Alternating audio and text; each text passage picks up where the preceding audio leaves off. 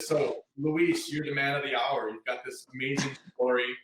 Yeah, it's the reconnect button. Just so you guys know, I just had somebody come over and let us know. So it says reconnect. So if you have issues, just hit that reconnect button. So diving into this, Luis is the man of the hour. You've got this amazing story. Tell us a little bit more about yourself. What do you do for a living? Kind of, how you grew up or whatever the case may be. Tell us more about yourself. Well, I grew up down in South Texas, San Benito, near Harlingen, Brownsville. Okay. I left, after going to college, I left the area in 1982. I went to work for the IBM Corporation. Spent 25 years with them. And one day they decided they were going to pull the plug. Like anybody else who might have gone through something like that, that was a real shock. I mean, I never envisioned doing anything else or working for anybody else. And of course, at that time, I mean, it was like, wow, what do I do now? That happened in 2005. At the time, I became familiar with a guy who was doing brokering. He was doing mutual funds and things like that, stock marketplace. And he had just, I guess he was a couple of years into having his own brokerage firm. And I met him through my mom. However, my mom never told me that after a couple of years, she stopped dealing with him. And he kept up the relationship. So I just assumed, oh, well, mom's working with him. He must be a good guy. And Yeah.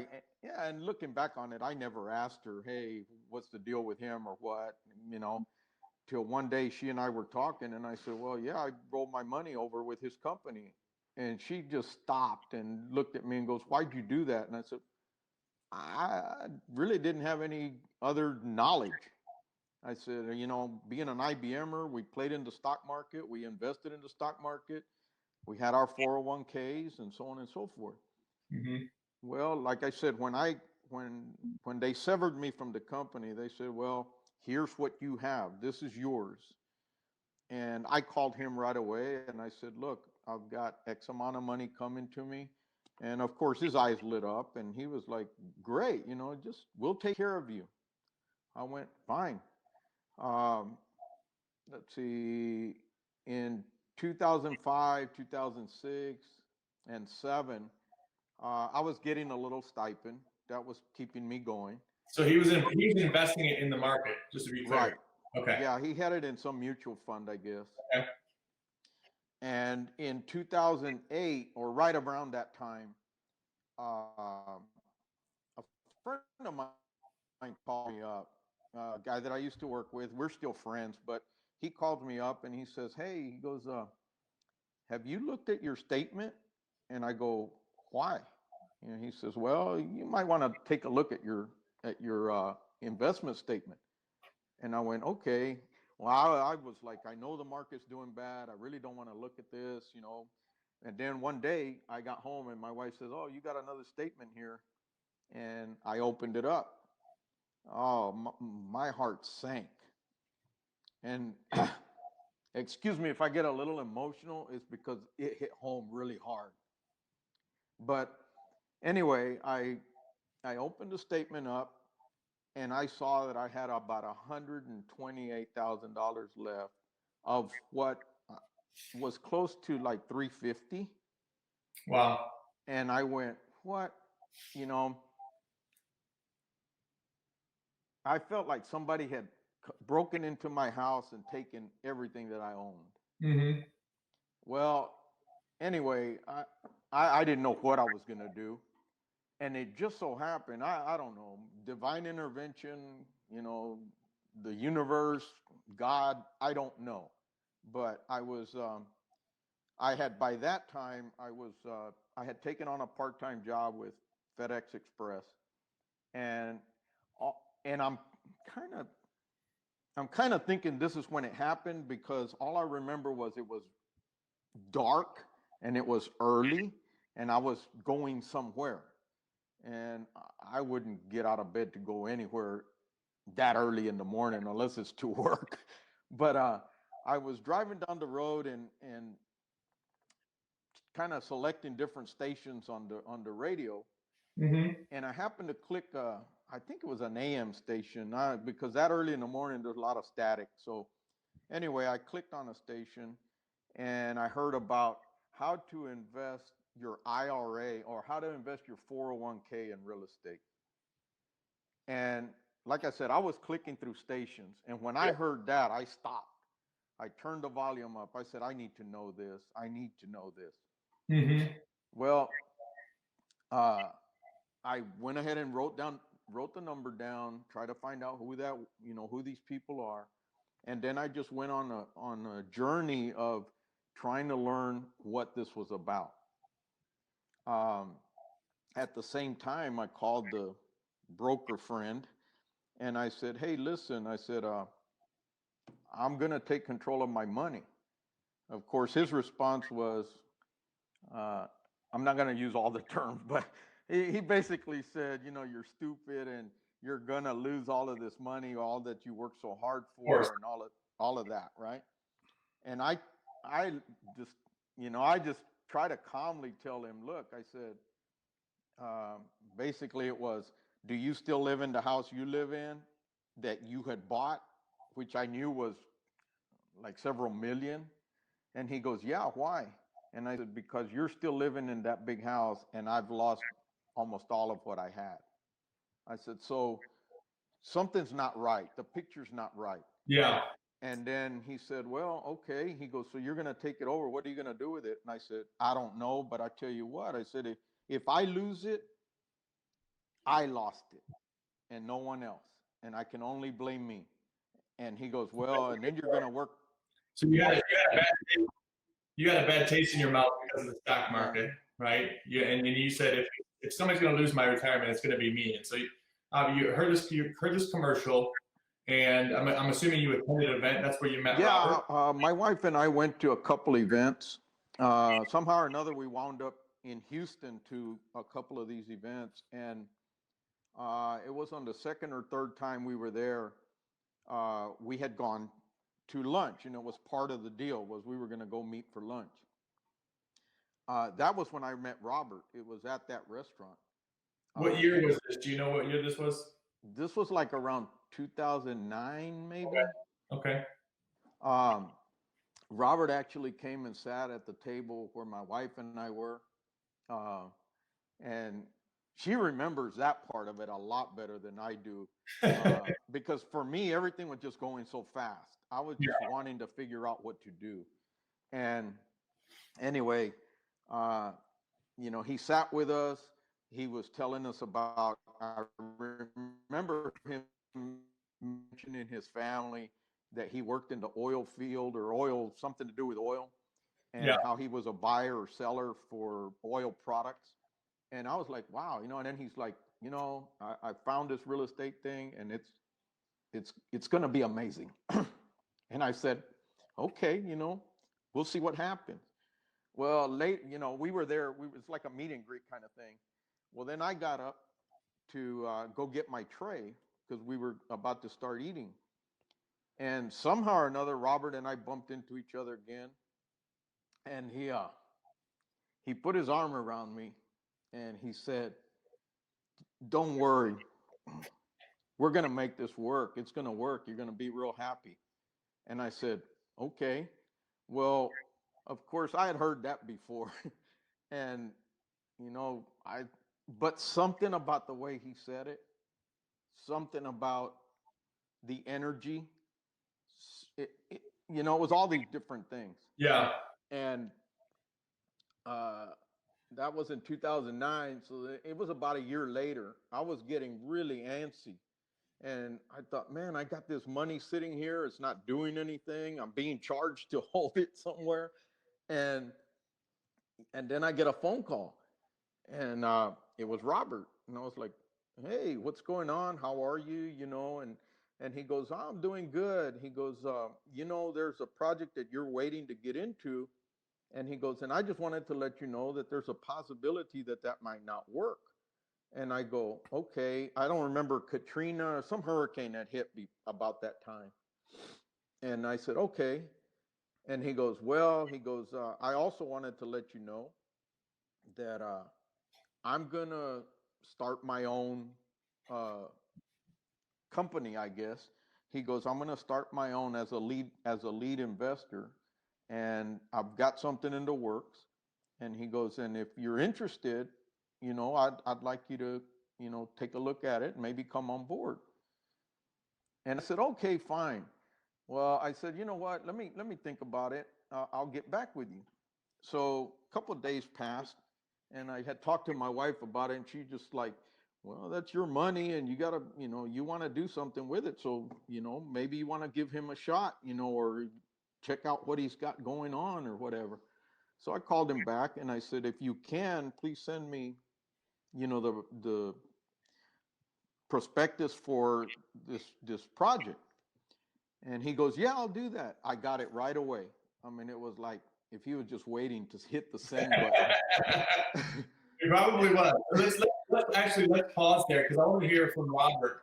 Robert, kind of let's fill the audience in for those who don't know you, like what your background is, kind of when you got started in real estate, and then kind of explain from your own words that whole scenario when you first kind of met Luis and where you were at mentally.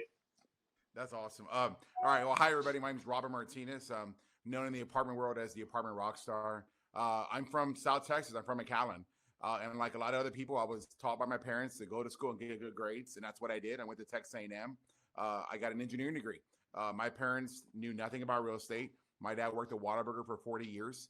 My mom worked at Levi's before they moved the plant to Mexico, and she had to retool and re-educate herself. But when I graduated A&M, I went into work in the oil and gas field. I chose the sales side versus the think tank side, and I was selling, I was really good at it. I was selling $1 million piece of equipment to guys with PhDs, and I was explaining the cost, value, benefit, the analysis, what the life cycle of the ownership, and why they should buy my piece of equipment. And as I said, I was really good at it. And like what happens to a lot of commission sales guys is that they get their territories monkeyed with. Management comes in, a change in the business model, and they want to keep you at this number when you should be making this number. And that's where I wanted to live. And so after 2 or 3 times of having my territory play with, I decided I wanted to go find something else. And I looked at a lot of different ways of supplementing my income. And just like Luis, I was in the radio. I'm sorry, I was in my car listening to the radio, and maybe over the course of a year or two, and I found a real estate club in Houston that I wanted to maybe possibly join and check out, and I did. And I learned about single family on the Saturday, and I learned all about multifamily on Sunday. I'm like, yeah, this is it. This is what I want to do. I think there's, when I understood the magic formula and the whole NOI, valuation formula with cap rates, it was something that I thought that I could use my background. And so I got involved in real estate in December of 2007 with our very first purchase. I had a business partner at the time. We formed a company. I was the operating partner. And since 2007, I've overseen 5,000 units, did the underwriting, did the management myself, trained the sales staff. And I was born during the recession. So Luis's story is very familiar to me because it happened to my parents too. My dad worked for 40 years at Whataburger. He had about $900,000 in his 401k before the Great Recession occurred, and it got decimated to where he had a little bit less than 400,000 in there. And I remember I didn't know how to help him. I didn't know what to do. I didn't know what kind of advice to say. Dad, just pull your money out because you don't know what's going to happen. At that point, I was just starting my real estate career. And then in 2011, I'd been running 2,000 units. I had success where I'd returned 100% of the investor's capital 3 times on the first 3 deals that we did. And I was ready to kind of start my own business at Rockstar Capital. And that was when I met Luis. I met Luis on my very first investment. He was involved in 18 in 2000. So yes, I remember meeting Luis in 2009. I remember meeting his wonderful wife, Teresa, and we had a conversation. I remember putting my arm around him because I could tell he was really unsure. Teresa's very, very bubbly. She got a lot of personality. And Luis reminds me of my father, very stoic, very there listening, and I had to feel like I had to give him some reassurance. And I actually felt like I was talking to my family, right? Because I wanted to reassure them. My dad was also very stoic. He wasn't the kind that took advice very easy. He wasn't going to he had just gotten his nest egg decimated. He wasn't going to give it to me and invest in real estate, right? Because he didn't know enough about real estate. He was scared about it. And I guess for him, it was going to be something that he needed me to prove, right? And Luis, probably because he has Teresa, got the encouragement he needed to invest with us. And, that's why we're having that webinar today. Luis is part of those initial deals that we did tremendously well at. Since starting Rockstar Capital, we've won 17 city, state, national awards. I've returned investor capital, 100% investor capital 12 times on cash out refinances. Couple that with the 3 times in my previous company, it's 15 times, 100% back to the investors since 2007. And I'm the country's only 2-time national owner of the year. But that wouldn't happen without people like Luis believing in me in the beginning, and those early investors who, I think Luis is about to tell a story. He's in a bunch of our Rockstar deals. Yeah, so that's and that's the point of the webinar here. So I want to get into this because I've got a lot of questions coming across right now. So I'm going to bring up a spreadsheet for you guys, for all the viewers. This is basically the deal flow of Luis and his infamous $100,000 investment. So just to remind you guys, Luis started with a $100,000 investment and has added no additional money to that. But since he has done that, he has been able to take the returns that he got over the course of 9 years and continue to invest. Okay, so what you're looking at here is a spreadsheet of his investments. I'm going to walk you through this just so you can understand it. So the account obviously is pretty simple. This is the deal order in which he invested in. Here's the deal. We've abbreviated them to kind of keep it a little bit private from there might be other investors on these deals. We don't want to disclose all this information, but the amount invested initially, the initial investment date, the percentage of ownership, total distributions to date, okay? And then the first refi and the second refi, and then the sale.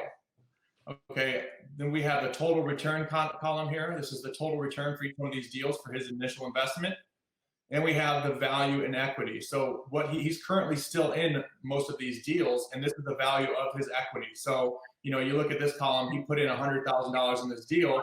His current valuation is $338,000. Okay, his quarterly distributions is the next column.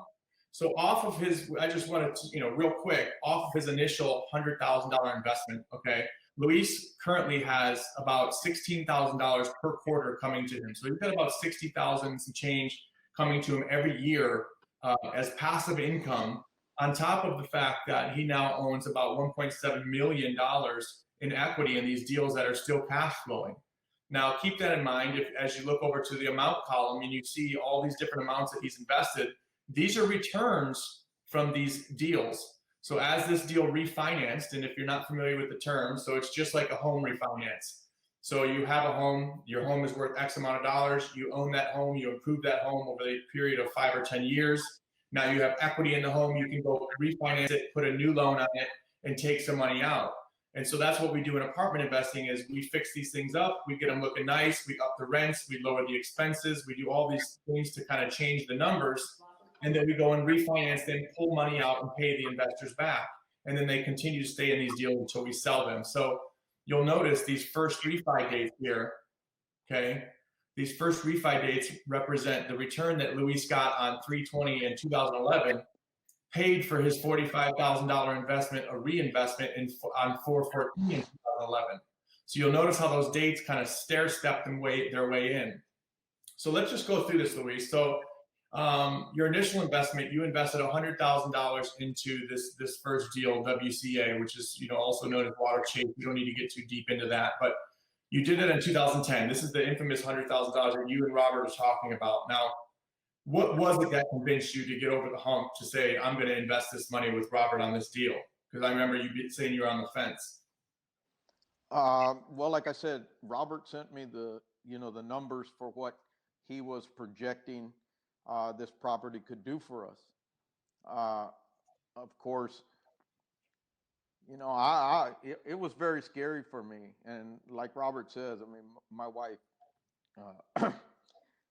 is a little amazing when it comes to I don't know what it was. She saw something in him. Okay. She saw something in the process, and because there is no way that she would let me spend a nickel on anything that was to like to get rich kind of thing, Yeah, I get know. rich quick scheme. Yep. And I showed her the numbers. I said, look, I really don't know what I'm reading here. I said, but this is what the property is selling for. This is what Robert believes that he can do with it. This is how they plan to increase um, the NOI. And she looked at everything. I looked at everything, and then she goes, well, "What are you going to do?" I said, "Well, I guess we got to do something, and I guess it's time to do it." Yeah. Okay. So, You know what? I was going to say, Lewis, sometimes, big change needs big action, and I think what you did, unlike what my parents did, was my parents got scared. They got decimated and they didn't take action. And my dad and mom didn't invest into my first deal until 2014. So from 2009, 2010, right, when you put your money in and they taken the same hit, my dad sat on the sidelines for 4 years.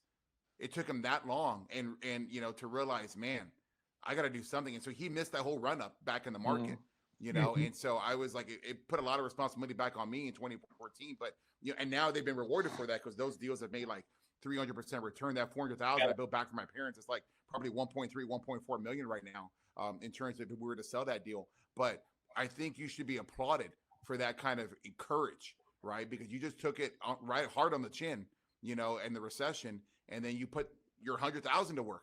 Yeah, he sure did. Because if you look at this, if you guys are looking at this spreadsheet, if you look at, let me change my color here. If you look at this total distribution amount, okay, from his $100,000, he's already received back $326,000, and he's still, because they have not sold that deal, still has $338,000 in equity value in that deal from his initial $100,000. Okay, that's a big deal. And you talk about jump starting, an investment career. With these first three deals, I mean, he turned $100,000, which is his first investment, into 326 already distributed, and still having equity in that deal. He turned 45,000 into 145,000, and he still has equity in that deal. And then this is a huge one here. He put $70,000 in on this deal, and this deal has sold. He's taken out a total of $400,000. So you wonder, how did this person continue to reinvest this money with these first three deals? Because they were at the time they were at. Obviously, this is like a life cycle of a deal. So you'll notice as the life cycle goes on, the percentages are smaller. That's because we're still going through the life cycle of these deals, right? But these earlier deals that have kind of matured, you notice that it's given him a massive, massive return and opportunity to continue reinvesting. And somebody's question was, and I want to answer this on the fly because it's important, did you reinvest the cash flow and the refinance distribution? And I believe the answer is yes, right? Every time money hit that pot and you had enough to invest in the next deal, you did so. Is that correct, Luis? Yes, that's correct. Okay. And Robert, from your standpoint, obviously 326, 324, 572, these are massive, massive, massive return numbers that seem very, very hard to believe for some people. Tell me about what you did to those deals that, you obviously put some type of bridge debt on them and then refinance, it looks like about a year to 14 months, 15 months later. What made those deals so successful? Yeah, I think you look at these numbers, and again, congratulations to Lewis, because this is amazing. It's really gratifying for me to see Lewis's story here and remembering and going back to the his origin story and how he got involved, and really to go back and see where Rockstar Capital got started, right? How we built our name and our brand today. It creates the theme of when's the best time to invest in real estate, and that's yesterday, right? Yesterday, you put it in there with a good operator and you leave it there for the long haul, right? You're going to make your most return when your deal is in a bridge debt. A bridge debt is temporary debt. It's bank debt. Most of our loans have been with a local bank here in Houston called Green Bank, which later got bought by Veritex. But all of our account holdings are there. Most of our bridge debt is there. When you do a Fannie Mae deal, those are great. It's very secure, and it protects the lead partner because it's typically a non-recourse deal, but it's limited upside for the investors long term, right? Because there is a supplemental loan that can happen in the first 5 years, but you're just adding more debt and principal and everything to the deal. When you have a bridge debt, you can restart the process. The second deal that Lewis is there, Norlake Manor, That deal, all three of those deals have been refinanced twice. They all started with bridge debt because they were value add components. You want to see those kind of numbers? You need a value add deal. You need a deal that is struggling. That deal, Water Chase, that first deal was bought at $24,000 a door in 2010. I mean, you can't find anything today for $24,000. And at that quality, I mean, you can look at the numbers. That deal's probably worth the better part of $100,000 a door today, and we still own it. We had bridge debt on it originally.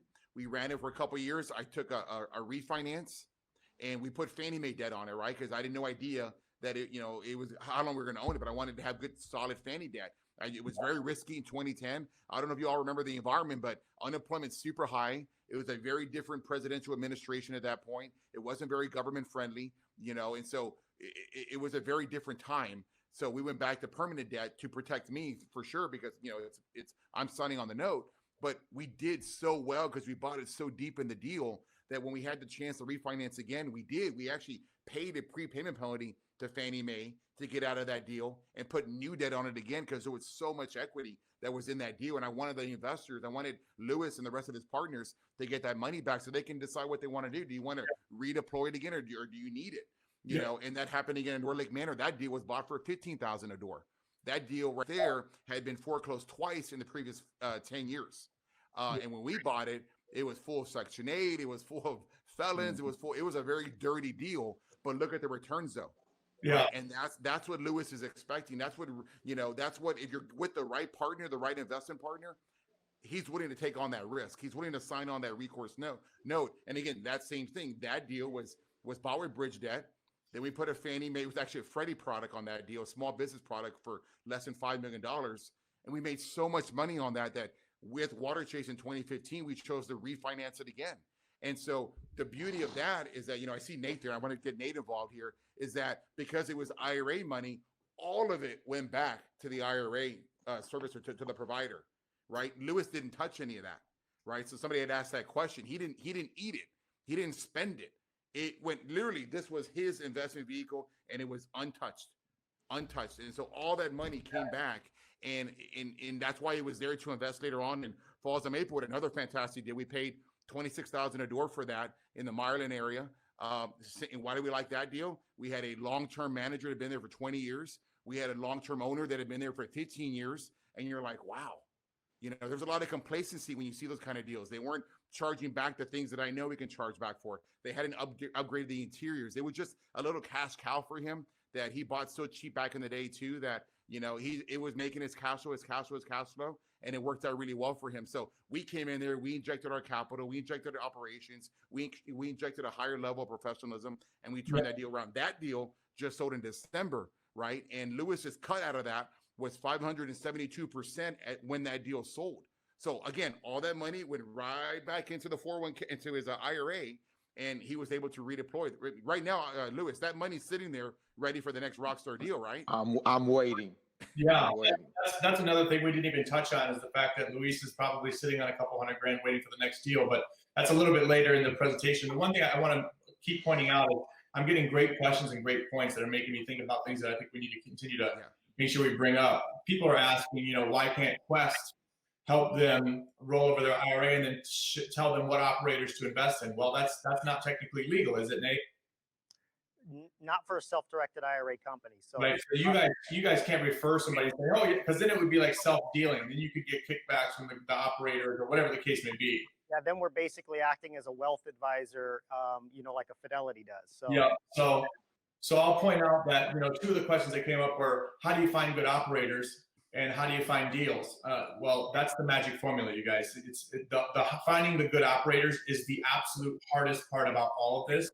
Finding somebody who self-manages, who manages these deals for themselves, who has skin in the game, who manages them like his life depends on it, is the absolute hardest thing about getting into real estate and investing successfully. I cannot stress that enough. As far as deals, well, it's in an unfair game. A person that's coming in for their first time looking for a deal is going to have a very slim chance of getting a good deal versus somebody who's already purchased several deals and has a name in the business, right? It's an unfair business where the people who have proven themselves are the people who get first rights to refusal on these deals. They're the people who see these great deals come across their desk versus some of the guys who haven't proven themselves, because one thing a broker doesn't want to do is ever list a deal get it locked up under contract and to not sell. So I can't stress to you enough how important it is to find a good operator with his own skin in the game who's managing the properties himself, because that is going to give you the segue you really need to be successful as a real estate investor, especially when you're using a retirement account. The next thing I'll bring up is someone asked, are those distributions going directly to him, or some way is that house money? No, those distributions, you see that column H here, right? Total distributions. This is the money that's going directly back into Luis's retirement account. Okay, so he's not personally getting that money, because if he invested his own cash out of his pocket, then yes, this would go right back into his bank account. But because he invested out of his IRA, his self-directed IRA, all this money gets distributed right back to his self-directed IRA. So as that money's coming in, as soon as it hits the threshold of $50,000 to invest in the next deal, he's investing that amount of money into the next deal, right? So you'll notice he went from 100,000, and then that deal refied in 2011, which is a year later, and then he went back and put 45,000, and then that deal refinanced, that second deal refinanced a year later, and he went back and put 70,000. So you can see how that kind of continues, and then these numbers get bigger. Well, why do they get bigger? That's because some of these deals that refied this second time here in 2015 and 2014 gave him even more liquid or cash in his IRA that he could go and invest, and he started investing larger amounts, right? So Luis, as you're going through this, and you get, into your first, second, third deal, and you're getting these returns back, you're starting to realize, wow, this is really working. What is your thought process at that point? Because I know when I talked to you, your biggest concern was, I don't want to miss the next deal. Like, no matter what, make sure that I know about the next deal because I want to get in it. So like, what is your thought process once you started seeing this thing mature and started working? Well, like I said, when we got into the first deal, I put everything I had, well, most everything I had. And then when I saw it give me some distributions, I thought, wow, this is pretty cool. Then when we refinanced the first time, my only reason for doing 45 on the second one was because I was still scared okay, I got a little bit of money, but I don't know if I want to put it all again. And so that was a comfortable amount for me at that time. And so, 'cause I think I had a little bit more than that, but when that happened and then it started paying off, I said, wow, this is awesome. I mean, there's no reason why I would ever stop. Yeah. When we started this call, y'all were saying about how awesome all of this was, and and how I turned this much into this much. I look at it like, hey, a friend of mine once told me, he goes, a 401k is monopoly money. That's how he always looked at it. He says, I'm going to invest it in any way that I can to make it more. But it's not money that comes into my house. It's not money that puts food on my table. He said, so I kind of look at it like monopoly money. And he and I ran together for a long time. And I was like, yeah, I hear what you're saying, but it's still money. Yeah. And he goes, no, man. He goes, don't look at it that well. Now looking back at what I've done, yeah, for everybody on the call or everybody on this that wants to know, well, did I get my money? Is it my money? Well, the way I look at it, it's my money. It's just money that I can't really touch right now. But in a year, I told you earlier, Carl, in a year, I get to the age where, I can touch it without the government taking any extra. Yeah, I want to clarify that point real quick. So when you say you can't touch it right now, that just means because it's in your retirement account, because it's a self-directed retirement account, and you'll be penalized if you were to pull out. Correct. You're penalized 10% on anything you take as income. Yeah. Okay. And that's on top of it being income.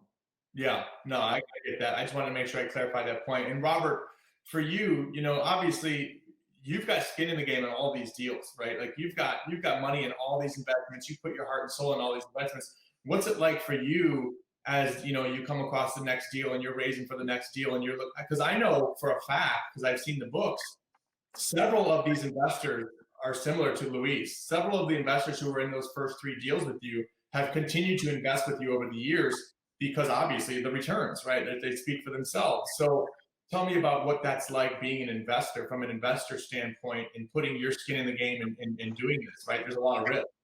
Right. So, I want to make sure I go back and answer something you said earlier, though, or clarify that, is that if you're not willing to invest in yourself, you should never invest in anything else.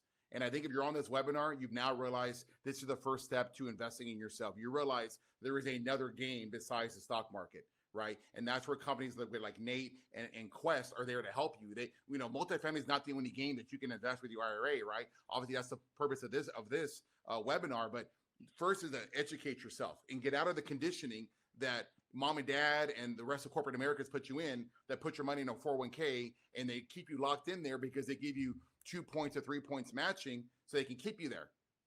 You're cheating yourself, because when you look at these kind of returns that Luis has, like, wow, look at the other opportunities out there, right? But they don't make it easy for you. You have to work on getting your money out of your 401k, and then you got to find the IRA providers such as Quest and allow them to help you navigate through the system. But then you got to figure out where you want to put your money. So invest in yourself first before you invest in anything else. Two, if you're good enough, the market's going to find you. And that's something I learned from one of my mentors, Gary Vaynerchuk, right? I don't promote myself. I don't go out there and try to raise equity. I just work my ass off, and I try to produce quality returns. And I've been doing that since 2007. Nate started the conversation by saying, we haven't formally met, but I know of you. Well, he knows of me because of people like Luis. He knows of me because of the other customers he has that has these kind of returns. So if you invest in a company like Rockstar Capital, right, you're going to be part of our equity pool. You'll be invested into that deal. We'll go through the webinars. We'll explain to you why we like the deals. And then you really just kick back and wait, just like Luis did, right? And if you chose right, you always want to back the jockey, not the horse. It doesn't matter what the investment is. If you got the right sponsor in that, right? And as you said, is he willing to sign on the paper? Is he invested in this deal? Does he put in his own investment in there? Every one of the deals that Rockstar Capital has, I have my personal money in. Nothing less than, these days, nothing less than $200,000. And typically it's recourse note and recourse debt to me, which means that my kid's name is on the line with me. Their neck is on the line. So you're going to get my best effort, my best benefit. A lot of syndicators out there, there's a big one that I like to follow out in Florida, right? Who sells, pitch, and then he gives it to someone else to manage. Or you have other syndicators out there, they give it to someone else to manage. That's called third-party management. So they sell you on the dream, and then they give the dream to someone else and say, hey, make it work. That doesn't work for me, right? Because they can't get in your head. They don't understand your business model. And more importantly, what is your skin in the game? How much effort are they going to put into it? You want a guy that understands the numbers. You want a guy that's been through the battles. I went through the recession. I've been through this, and I have a commission background where if I didn't kill, I wasn't going to eat tonight. Right. And so we're ready for what's going on right now with COVID-19, right? Which has tested everybody's liquidity, their solvency, but more importantly, what did they do in the background? What did they do when times were tough? Were they preparing for war? Right now, on April 3rd, we had 85% of our rent money. So our renters not paying? Yeah, they're not paying in some companies and some management companies. At our company, 85% of them paid by April 3rd, 88% paid by April 6th. And tomorrow's payday, I expect we're going to hit over 90% of our total rent collections by April 10th. During the worst time we've had in a long, long time. But you got to have a game plan. You have to have a system in place, and you have to have a track record. So whoever you invest with, what is your track record? Is your track record being solo, or is your track record giving it to somebody else? And there are successful guys out there that know how to pick a right management company, but there are this many of them right here. That many. The rest of them are independent owner-operators that go to work every single day. Carl, you've been with our company for 60 days now. You know how involved I am. You understand what we're doing. You need someone to lead the charge. And you have a wartime general or you have a peacetime general. Yeah. If it's peacetime, you got to prepare for war. So we're ready for this. And Luis knows this. I mean, I'm not saying anything Luis doesn't know. He's been with me for 10 years. And, he's, as you can tell, Luis is a very stoic man. He's careful. He wouldn't stay here for 10 years if it wasn't there. So that's what you can expect as being an investor. You have to believe in what the guy who's selling you the dream is believing in. And if you can't share the same enthusiasm, there may be a problem. It's not about numbers. It's about heart and passion. No, you're right. You're absolutely right. So there's been a number of great questions coming in, you guys. I want to get Nate involved in the conversation because there's a lot of questions that people have specific to investing. And first thing I want to say is there's been numerous questions coming in about what is the minimum to invest in Rockstar. And I believe currently it's $50,000. It does change deal by deal. But if you are interested, obviously there is an investor portal on the website, rockstarcapital.com.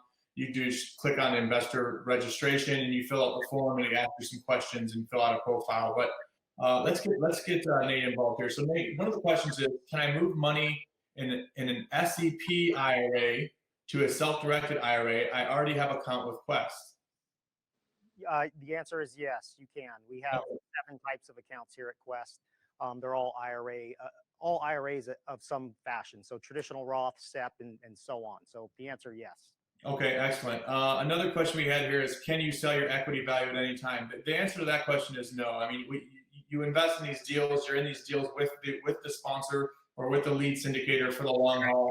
Obviously, you're getting distributions, you're getting money at refis, but you're not the one that's in control of the deal. So, but at the same time, with returns like this and seeing your money grow, it's not really a factor for me and other passive investors. How about this one? Under the CARES Act, which Nate, I'm sure you're aware of, the changes and impacts due to COVID-19, how can we maximize our 401k with minimal penalties? Is there some ways there that you're aware of? Well, they did come out with the provision that you're allowed to take out up to $100,000 out of a retirement account without any penalty, and you can roll it back in over 3 years. Now, I've got a different opinion on how you might want to look at that opportunity and realize that when you take money out of a retirement account, it's now yours, and you're a taxpayer till the day you die. One thing that's interesting about what has been talked about so far is Luis didn't take money out of his retirement account. He kept the money in his retirement account and invested it in there because there's tax shelter that comes with an IRA. So I can't advise on what to do, but I would strongly urge people to think twice before they take money out of a retirement account and use it, for their own needs, unless it's an emergency, because you're just going to get taxed on that money at some point. The better way to rebound from what's going on in the market now is to find out how you can invest into different things with different streams of income that rebound your retirement back. Because like Luis said, that's your money, but it grows bigger and faster if you keep it in the IRA, growing tax deferred or tax free. Excellent. I appreciate that response. Another question is here. The thing is that you can open an account, but then what? How do you find deals? Again, it's all about finding a good operator. So you guys, everybody who's on the webinar now is in our email list. And as we have deals that come about, we will make sure to remind you guys, hey, there's a deal coming. If you have not filled out your investor registration, please do so if you're interested. So, just make sure you keep in mind, if you're looking for deals, if you're looking for an operator, we have a great one. And this isn't a self-promote webinar, it's more of an educational webinar, but I'm just kind of giving you some insight here. I bet on the jockey, and that jockey for me is Robert in Rockstar. So these real estate deals have control of property. So no. Let's talk about UBIT, Nate. So we've got some questions surrounding UBIT. So can you explain to everybody kind of what UBIT is? And it says, can you explain tax on loan amounts other than IRA contribution regarding UBIT tax? Can you just talk about that a little bit? I could talk about UBIT. I would probably say that's skipping ahead a little bit. I want to kind of mention something too, Go ahead, please, out there, because there's a lot of things that Luis said that struck a chord with me and are a lot of the reasons why I'm in this profession today. And actually a lot of things that Robert said too, because my background is real estate and lending, but my mother worked for Nordstrom's. Actually, she still works for Nordstrom, approaching 50 years. I've seen how she invested her 401k, and it's similar to probably Robert's parents. And at this point, the only asset that she's because her 401k has basically been dwindled away, all of the wealth that she has is in her one piece of real estate. So I've always been fascinated with real estate. And one of the interesting things when you talk about real estate and IRAs is that most people, 95% of people who have IRAs do not invest directly in real estate, whether it's a rental property, multifamily. 95% of people who have IRAs invest in the stock market.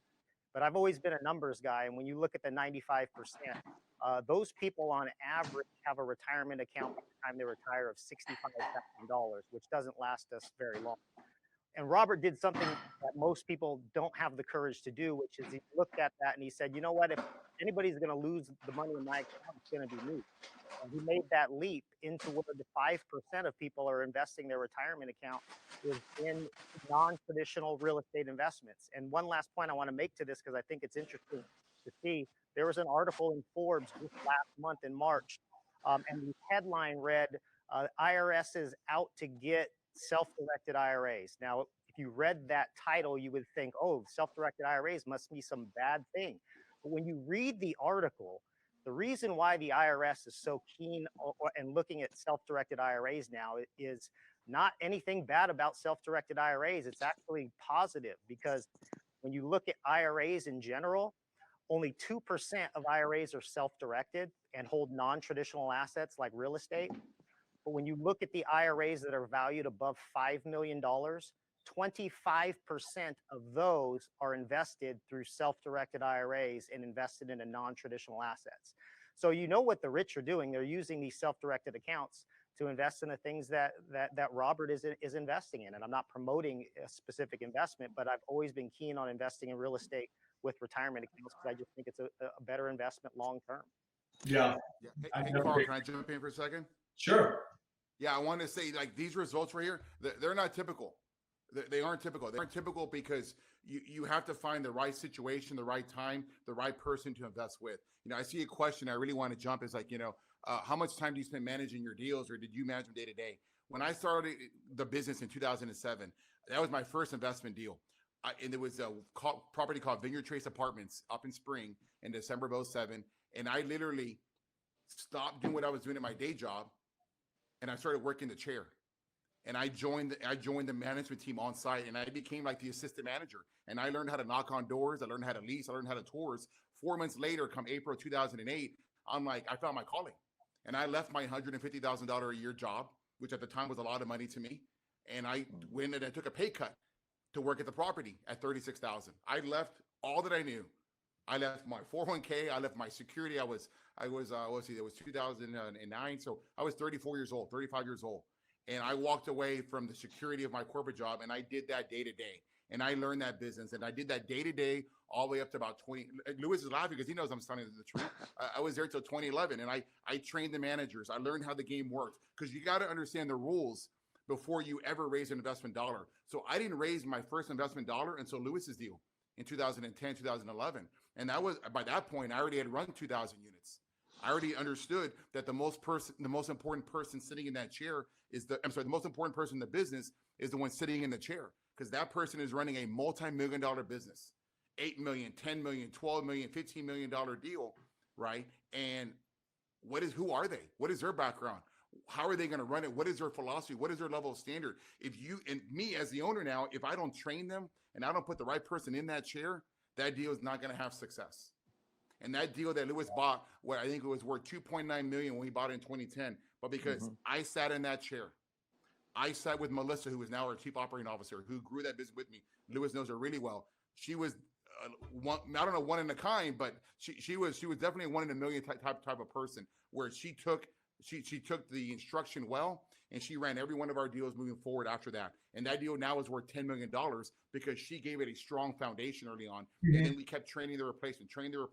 People that we trusted, we didn't just throw them in a chair. We didn't recruit from outside. They were growing organically. They were leasing agents at one property and later became a property manager there. So that's how I got involved in the business. I didn't just start taking money and say, okay, good, I'm going to go hire, ABC property management company. I already had 2,000 units of experience in my belt. I already had done 3 100% refinances, before I ever took an investment dollar. And that's what you need. You got to have a track record. You get these kind of results that Lewis has because he invested with somebody who already had a track record. Well, you're also a good, you're also a good CEO. I'm going to give you credit there, and let me just harp on you for a second here because, you were voted most admired CEO by Houston Business Journal, and that was for a reason. And I know you personally, Robert, and that's because you take people like Melissa, who you mentioned, from a leasing manager to now the COO of your company, and she's also a millionaire herself, right? Her bonuses are shares and deals, and if she looks at her bankroll now, she's saying, well, this is why he's such a good manager. This is why he's such a good owner. This is why the company does so well, is because you take care of the people around you. So I just want to point that out real quick to people if they're not familiar with you and how you run the company. Another question that came in that's a good question I want to answer is, you had mentioned these results are not typical. So I just want to make sure that everyone understands that's a disclaimer. We legally have to say things like these results are not typical, because we can't sit here and promise you that every deal is going to be a smoking home run. You have to kind of put those disclaimers out there a little bit. But when you talk about what's a deal on average, Robert has returned on average 15 different times more than 100% of the investor's money. Okay. So I just want to point that out. So we can't say, oh yeah, well, an average deal is about a 150 to a 250% return. We're not allowed to say things like that. But what we can say is, if you look at the average across the board for the time that he's refinanced or sold deals, he's returned more than 100% of those investors' money. So just keep that in mind. It says audio is cutting in and out. Are most of these deals you're investing off-market deal? A little bit of off-market, a little bit of on-market, wherever the deal comes from. Again, if you guys say that, the best deals are going to come off-market. Yeah, that comes through relationships with the brokers. If you guys are getting disconnected at all or having trouble with sound, just hit the reconnect button at the top and it should take care of it for you. Got it. What markets do you buy in? Again, Rockstar Capital is a Houston-based company, so you stick with what you know, and they know Houston very well. Born and raised, obviously, in Houston. They know the market very well, and they are investing in B and C class apartments in those areas, even some A class apartments. I can tell you that the meat and potatoes of these things is really in that B class market range. It's where you're able to add some value and not buy something that's more of a headache. But yeah, just answering some of these questions as they come across.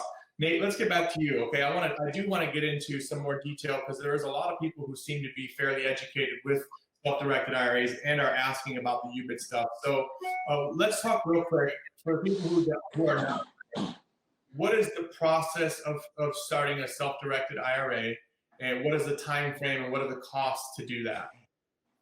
So the process, it's kind of a three-step process. The first step is just opening an account, which just requires filling out an application, just like you would fill out an application opening a Fidelity account. That usually takes, by the time you fill out the application, we can have the account established within a day. And then the second step would be how you're going to fund the account.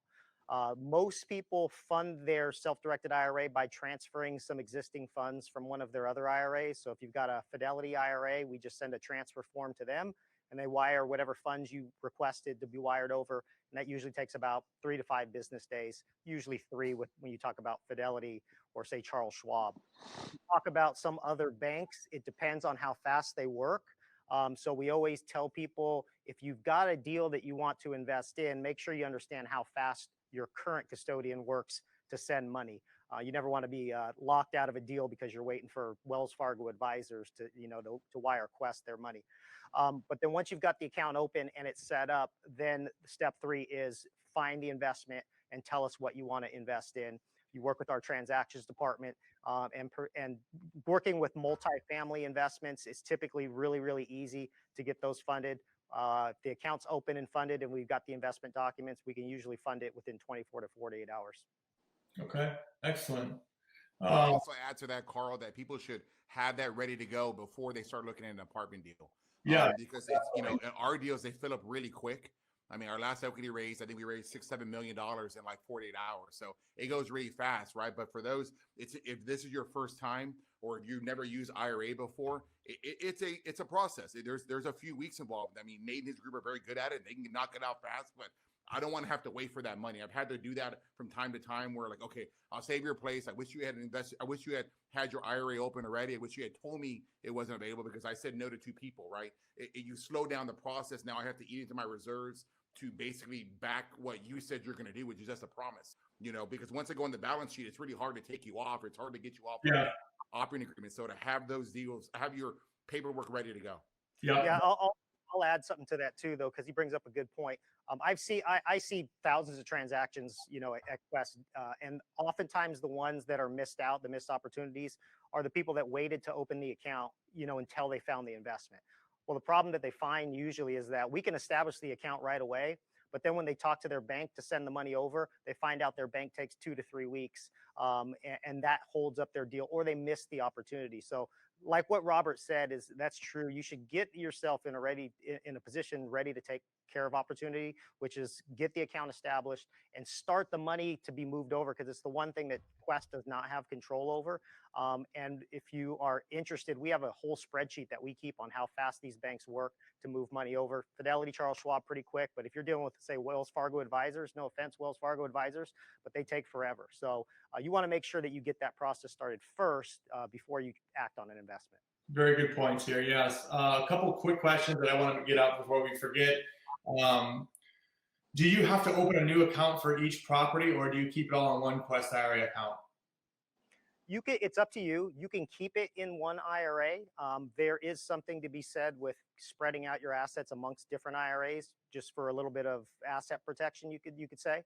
But it's really up to the client as to how you do that. You could do it one way or the other. Okay, so you got it. Okay, excellent. I hope Quest sends out yes, a link will be sent out. Are the deals in the spreadsheet Luis's complete, or are there some left off? No, those are all his deals that he wins. We did not leave anything off. Can you invest without an IRA? Absolutely. And then, are there advantages to investing through an IRA versus investing with plain old cash? That's a good one for you, Nate. Yeah, so IRAs are going to grow faster than your cash will, and that's just for the mere reason that we're taxpayers and we have to pay taxes annually.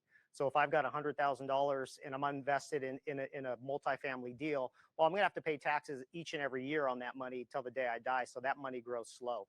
But an IRA grows either tax deferred at a bare minimum, meaning you can buy and sell 100 investments and not pay any taxes. You might just pay taxes when you take distributions, and that could be, many years down the road.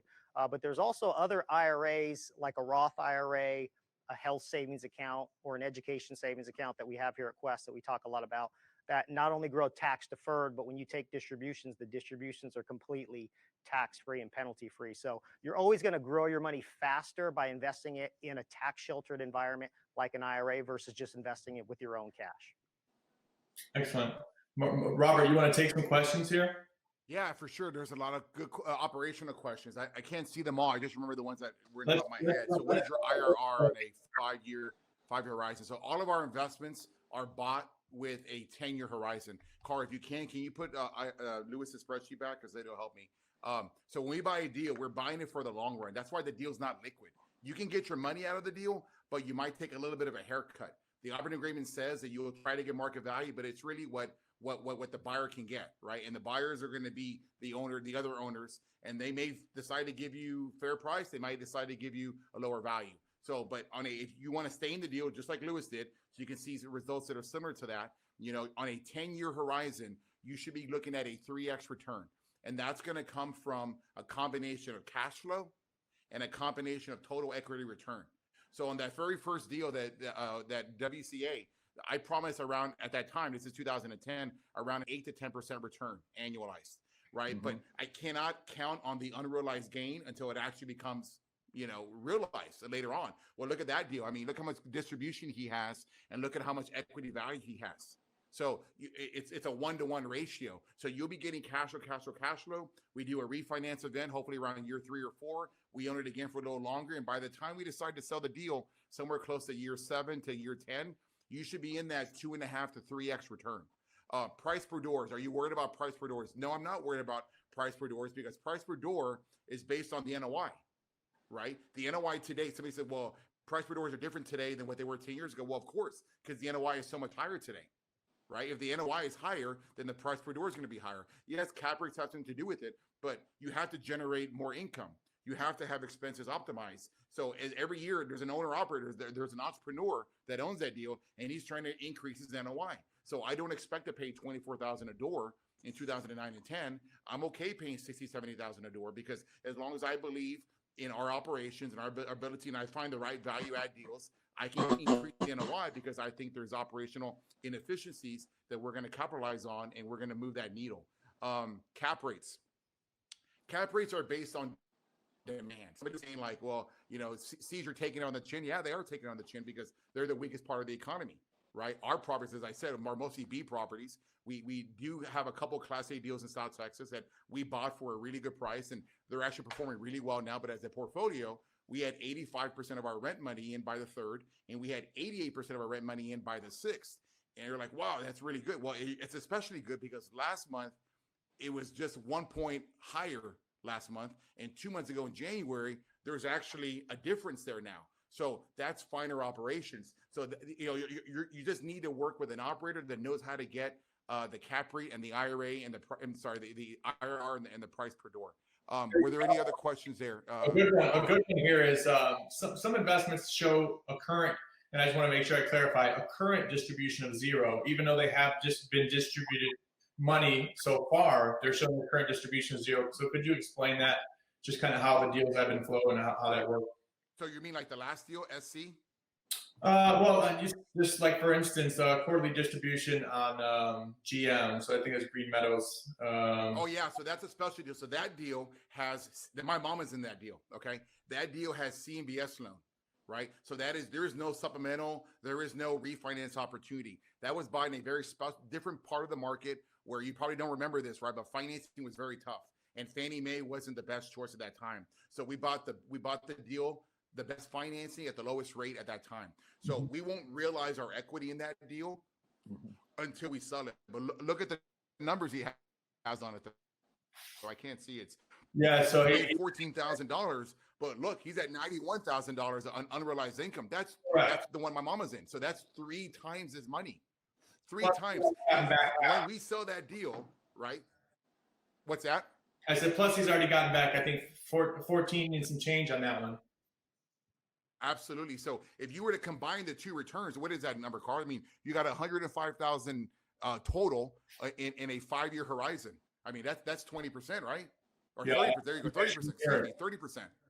Yeah, so 30% annualized return. That's what if we were to sell today. So I hope that answered your question. That particular deal has no opportunity to refinance until we sell. So that's where that same answer can be used for all of them. Some are going to have higher or lower cash flows, but you need to focus on what is the property really worth? What is the equity value? So that's what you're holding on to. That's what you want to see increasing. If that starts to decrease, then it's probably time to sell the deal. Yeah. So let's get back to Nate real quick, because I want to make sure we get through all these questions for Nate that we have initially planned for. What's the difference in the process, Nate, between an IRA and a 401k? Well, it depends, because when you talk 401k, that can get loosely used. So most people, when they talk 401k, they're thinking about the 401k they have at their job. I would first ask, well, are you still working at that job? Can you roll money out of it? A lot of times you have a 401k at an employer. They're not going to let you move that money and self-direct it. Now, when you talk about having an IRA or a 401k at Quest, that process is a little bit different, because the IRAs that we have, we do the processing. That's just the way that it's set up, and you have to have a custodian of the IRAs, which would be Quest. But we do offer what's called a solo 401k, and this is strictly for people who are self-employed with no common law employees. We basically help you set it up. We give you the plan documents, but the administrator of the 401k is the person themselves. So they're actually writing their own checks and doing all the administration as the business owner managing their 401k. So they do the work. With the IRAs, we do the work. Excellent. Carl, there was a great question about taxes. Do you want to talk about that?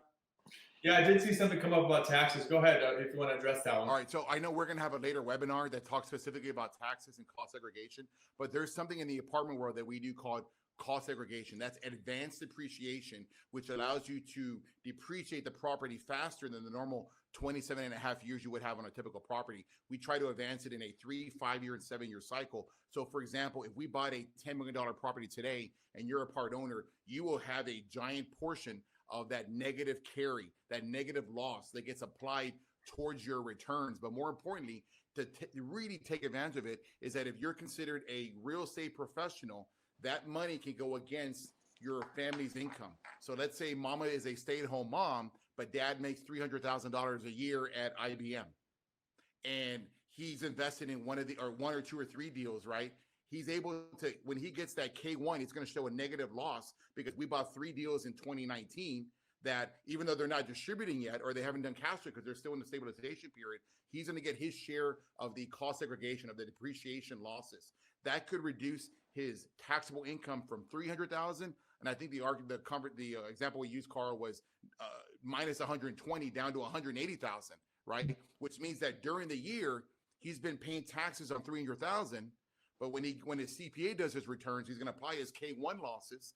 He's really going to only need to pay taxes on 180,000, which means he's been overpaying for the year. I had one of our investors, Keith, send me a text message 2 days ago. He's invested in 3 Rockstar deals, 3 deals in 2019. One has started distributing. The other one has not. The other 2 have not. And he said, "Man, I've never gotten a tax refund back. And this year, because of the K1 losses I have in your deals, I'm getting $12,000, right? So let's look at that in perspective. The government's giving everybody $1,200 as a stimulus check, but because he invested in himself, he put his money into multifamily investments. He just produced his own stimulus check. He just got a $12,000 check, according as a result of the depreciation and the cost segregation studies. So there's a lot of ways to make money in real estate other than the cash benefit upfront or the equity creation. Okay, good question here, real quick for Nate. Depreciation doesn't apply if invested with an IRA, correct? Typically, no, but the reason is it's almost a moot point, because when you're using depreciation, it's off tax. But when you're investing in an IRA, there's no tax to offset. So it's a kind of a moot point. Now, it does kind of bring to the other question when you were kind of mentioning about UBIT. Some of the investments in IRA can trigger a tax. And in multifamily, this is something that we talk about quite often, especially if there's a debt component. It doesn't even have to be multifamily. It can be any investment that your IRA acquires debt in order to help it purchase. There is a taxable situation, and this is called unrelated debt financed income tax. Well, when your IRA is in a position of being a taxpayer now you can use depreciation. So it just depends on the investment that you're using. If there's no tax, you don't need the depreciation. But if there is a tax like UDFI, you can use the depreciation and all the normal things that we use outside of an IRA to kind of whittle that down. Excellent. Another question here is, do we offer funds for 1031 exchange? I'm not sure exactly what you mean. We do take 1031 exchange. And actually, Robert, why don't you answer that? Because that's specific to 1031 exchange. And I know that with 1031, don't you have to have, you can't invest in a deal with other people like a syndication, correct? No. It's got to be, no, we don't do 1031. There's nothing that we're unable to help you there with that, unfortunately. There wouldn't be UDFI for investing in Rockstar, right? UDFI. I don't know what that means. What does that mean? I don't know. I think he's referring to unrelated debt finance income tax, which is UBIT. Okay. Would that be would that come into play with investing in Rockstar? I'm not sure. I'm not familiar with the UBIT. I'm not a tax professional, so I don't know how to answer that question. Okay. Yeah. Again, that's not our job to say that. That's something that your CPA would help you kind of identify. Good. And again, even if there is UDFI on an investment, UDFI is one of those things that you should just be aware of, but not scared of. Every situation that I've ever seen a client have to pay this tax, the tax is a lot less than what they thought it would have been. But I always say you got to consult with a tax professional, and based on the investment, find out if you have to pay UDFI out of the IRA. But a lot of times it's not that big of a deal. Gotcha. Carl, there was a question there. I see that there's a $0 distribution, but it was invested 6 months ago. Well, that was disclosed up front. Every deal is different. That's a deep value deal that Luis must have invested in. It has a $0 distribution. We don't tell you we're going to distribute in 6 months. We don't even tell you we're going to distribute in 12 months. We're going to distribute when the time is right? And so, but over the course of that 10-year period, looking at Luis's results, I think you can see we're going to make money. It just, you have to stabilize it. You got to balance it out. We got to see, do we have the right manager? Do we have the right maintenance team? There's a lot of balancing acts. Are we able to get the rehab done on time? Are we able to get it done in budget? Is the market working with us? Right now, the market may not work with us, right? So, we tell everybody that we try to wait 12 months until we start distributions. So we've hit that target more 90% of the time. Sometimes we have to go a little bit further, but the juice is going to be there. It's just a little bit dirtier deal than what we anticipated. Yeah, that's a good point. So, just to drive this point home, I just want to mention, okay, at the end of the day, this is a story about a gentleman who started with $100,000, okay, did not add anything to that $100,000 from his personal pocket or anything else. It's strictly that $100,000. Continued to reinvest his earnings, which is his distributions, and his earnings from refinances. Continued to invest those in the next deal, the next deal, the next deal, as much as he could as he went through this process. And over the period of 9 years, he has received back $1.3 million to his account in distributions, which he continued to reinvest, obviously having $948,000 invested. Now, that means he has, a significant amount of cash sitting there waiting for another investment as well. And he's got $1.7 million worth of valuation in these deals with his investments in them that are still cash flowing and giving him $16,000 a quarter. So to wrap your head around this, you guys, $100,000, that's giving you $60,000 a year in cash flow. That got you $1.7 million in value in these deals. That is a massive, massive, massive, massive story. I mean, that is a huge win for Luis. That is a huge success story, and that is something that I think a lot of people should learn from and really try to educate themselves on how you can try to do the same thing, right? Because I think that is the way you should be directing your self-directed IRA personally.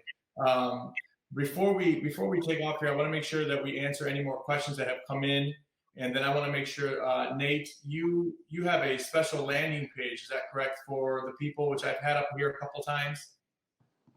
Yeah, we just created this just for this webinar in case people want more information and give them a little special discount since times are a little tough right now. We're giving all the viewers a special discount if they want to open a self-directed IRA. Excellent. So you're going to go to bonus.questtrust.com and you'll be able to fill out the form there. If you're interested in learning more about Rockstar Capital, again, everybody who's on the webinar has been added to our email distribution list, which is our kind of our newsletters every month.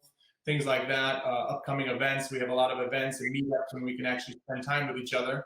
But aside from that, if you're interested further in investing, if you go to the link that I broadcasted to the room here, rockstar-capital.com/investments, you can click on investor registration and actually fill out the investor registration for somebody who's interested. Now, you do have to be an accredited investor, okay? And accredited investor, you can get with your CPA on that to get more clarity to see if you qualify. But I believe it is $300,000 annually or $1 million plus in assets, not including your main residence, something like that, right? So check with your CPA to see if you qualify. But we are taking accredited investors only, and you can fill out the investor registration form on our website. Anything else you want to add, Luis, to the webinar here? I think you're the star of the show here, and we've been trying to make sure we educate everybody. Yeah, thank you. Basically, I took jotted down a couple of points. It really comes down to educate yourself. I mean, this worked for me, but who knows? It may stop tomorrow. I hope not, but educate yourself. The second thing is, I learned early on when I was doing this, they said, bet on the jockey and not on the horse.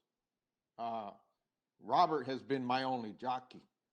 And if you follow horse racing, some of the best known jockeys always win, doesn't matter what horse they're on. And the other thing was about how he sat in the seat and how he learned what he had to do. I remember Melissa when we first started all of this, very young, scared, naive in the business, but she was just so hungry to learn. And I saw her a couple of months ago. My wife and I both said, wow, she's become a woman. I mean, when you see a young woman become a grown woman, that was the transformation from day one to now. I mean, she carries herself with just an immense amount of confidence. And I know that came from who she learned under. I mean, I'm happy that I'm here. I think I was very blessed. But my biggest reason for doing this and sticking with my jockey is because he always put his money in the deal. And I go, if somebody's willing to do that with their own pocket, and for me, it was a no-brainer. I mean, I wasn't the one that was just going, oh, here's my money, go have fun and give me something back. It was, he's trying to make money just like I am. And he's trying to make money for himself. And at the same time, I capitalize. That was a no-brainer for me once I got that sunk into my head. Then the last thing was, a lot of people do single family residence. And believe me, I want to do that too. But my wife kind of turned to me and goes, "Do you want to work that hard chasing down rents and repairs and all of that?" She goes, "You're not going to be happy doing that." And she's right. You know, some of my family members are big into single family residence, and they do really well. But now with this COVID-19 hit us, I mean, I talk to them and I say, "Hey, you know, what are you doing?" "Well, I'm helping out my residents so that my tenants so that, you know, I can get paid and they can make it and so on and so forth." Kind of like what we're doing with Rockstar. The difference is that I'm a passive investor. I've taken my money and I've said, "Okay, let's try to do something with it." I'm not the one knocking on the doors. So I'm very happy that there is somebody who can do that and who does it well. That's basically it. That's my story. We appreciate you sharing that story, honestly, Luis. You're an inspiration, not only to myself, but I'm sure to everybody here on the webinar. Is there anything else, Nate, that you'd like to add before we send off here? And Robert, I'll give you a chance as well, obviously. Excuse me. There is one thing that I didn't say. I want to say is Go ahead, somebody asked, "Well, can I get out of the deal once I'm in it?" And apparently, we're not structured that way. But my response when I heard that question was, "Why would you want to?" Yeah. You know. All right. Thanks, guys. Thank you, Luis. Nate? Yeah, I would just say, final thoughts is, this is kind of why Quest is here. We love to hear these stories. Luis's story is very familiar to me with a lot of our clients, but he brings up a lot of good points too. He's speaking it straight. Is that using your IRA in this fashion? It's not for everybody, but it is for the people that are willing to educate themselves, the people that are willing to go out there and network and find guys like Robert. And the people that are really just ready to take their retirement into their own hands. But it's not for the faint of heart, and it's not for the people that just want to sit back and then just expect, that the money's going to get there without you doing anything. Self-directed part has a self, and Luis is showing you how that self works, by the things that he's done, and we were glad to help. And we appreciate you joining and being a sponsor of the webinar and then just helping out as much as you have. You guys have been great. So great to work with you guys. And thanks for having us. Yeah, thank you. Robert, any last words before we go off here? Yeah, I just want to echo it. Just before you're ready to invest in anything outside, invest in yourself. We like to think we're a very special company in Rockstar Capital. We care a lot about each other. You told Melissa's story, but it's a complete team approach, and I care tremendously about for my investors. I wouldn't be here without them. I wouldn't be here without people like Luis and the rest of them who invested with me back in the early days in the infancy of our company. Together, we've grown our business to 21 communities, almost 4,000 units. We're 380 million. I've raised 100 million of money since 2011. And without people like Nate and Quest IRA, they wouldn't be able to have another vehicle to invest in. So I ask that you please educate yourself. Start understanding there's more than just a stock market. You saw what's happened in the last 30 days. That was a massive wake-up call. If you didn't get the wake-up call back in 08, 09, 2010 on what happened then. So educate yourself before you put your money with somewhere. And if you like what I've said today, if you think I'm somebody you want to invest with, please go to rockstarcapital.com, go to the investor link, sign up, and get on our distribution list. That's the only way you're going to get access to those deals is if you're in our portal, if you're there, ready. And then if you are ready and you're not you are not a cash investor, get your IRA money ready with Nate and Quest, and make sure that you don't get left at the starting line when we start the race. And then be ready for the ride. There will be ups and downs, but you understand one thing: my money will be right there next to yours. My kids' money is on the line with you. My reputation is on the line, and it's going to be a 7-tier hole. And we're going to become friends, and you're going to become business partners with me, and you're going to share in that with me. I don't make any money unless you guys make money. And Luis is prime example of that. I want to thank Luis for sharing his financial picture. A lot of people don't want to share what they have.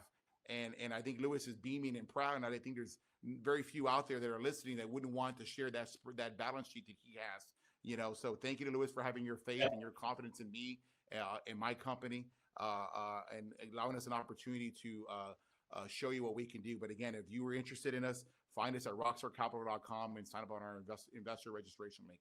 And thanks, Carl, for moderating this. Is incredible. Yeah, no, I appreciate it, and I also want to thank Luis. I know it's it's probably uncomfortable to get up here and show all of this financial information, so appreciate you doing that and really having the courage to help us educate these people, because I think it's really important to educate these people. I for one did not grow up around anybody who I would consider rich, but I grew up around a lot of people who saved up 100K in their IRA or 401K, and you know, to be able to educate them, to help them utilize that to the fullest extent really is important to me. So thank you everybody who has attended. You know, I think Rockstar Capital is a great company. I think Quest, you guys are amazing. You guys are awesome educators yourself. So thank you everybody. Hopefully you enjoyed this. Hopefully you learned something and you know how to reach us. Please reach out and feel free to do so anytime. Thanks a lot. Hey, thanks everybody. It was a good time. Thank you. Thank you. Appreciate it.